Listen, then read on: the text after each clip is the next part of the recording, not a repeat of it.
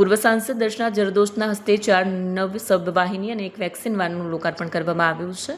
વર્ષ 2026ની ગ્રાન્ટમાંથી અંદાજે 1.53 કરોડના ખર્ચે સુવિધા શરૂ કરાઈ છે।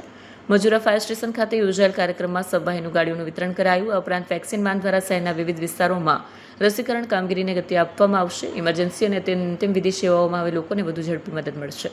કાર્યક્રમમાં કોર્પોરેટરો પરેશ પટેલ સહિતના મહાનુભાવો, ફાયર વિભાગના અધિકારીઓ અને કર્મચારીઓ ઉપસ્થિત રહ્યા। સુરત મનપાનું આ પગલું જનસેવા અને આરોગ્ય સુવિધાઓને મજબૂત બનાવવાની દિશામાં મહત્વપૂર્ણ છે। માનનીય પ્રધાનમંત્રીશ્રીના જે 12 વર્ષનું સુશાસન છે એના ભાગરૂપે આજે સુરત શહેરના સુશાસનમાં એક વધારો થવા જઈ રહ્યો છે। અમારા પૂર્વ સાંસદ દર્શનાબેન જરદોશની ગ્રાન્ટમાંથી આજે સુરત શહેરને 4 એસી સબવાહિનીઓ અને 1 વેક્સિન વેન મળવા જઈ રહી છે। આ વેક્સિન વેનની જરૂરિયાત એટલા માટે છે કે પૂરા શહેરમાં જે કંઈ પણ અમારા પ્રાથમિક સુવિધા કેન્દ્રો છે ત્યાં જ્યારે વેક્સિન પહોંચાડવાની હોય ત્યારે એને વાતાનુકૂલિત વાહનની અંદર એ વેક્સિનો પહોંચાડવા માટેની આ વ્યવસ્થા આજે ઊભી થઈ છે।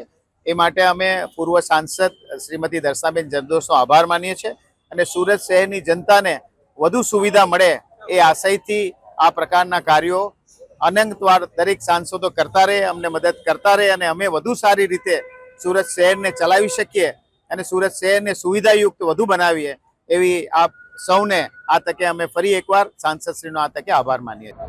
માનનીય પ્રધાનમંત્રી શ્રી નરેન્દ્રભાઈના નેતૃત્વની અંદર આજે જ્યારે સુશાસન પૈકી એમના શાસનના 12 વર્ષ પૂર્ણ થાય છે એ પ્રસંગે સુરત મહાનગરપાલિકા જેવા સ્માર્ટ સિટીને શહેર અધ્યક્ષ શ્રી પરેશભાઈ પટેલની હાજરીમાં 4 સબવાહિનીની અંદાજે કિંમત 1,27,00,000 અને વેક્સિનની ગાડી જે જુદા જુદા સેન્ટરો પર લઈ જવા માટે કોલ્ડ સ્ટોરેજની સુવિધા સાથેની ગાડી જે આરોગ્ય વિભાગને આજે સુપ્રત કરવા માટે સુરત મહાનગરપાલિકાનો યોગ્ય વહીવટ કરે એ માટે સુરત મહાનગરપાલિકાને હેન્ડઓવર કરવામાં આવે છે।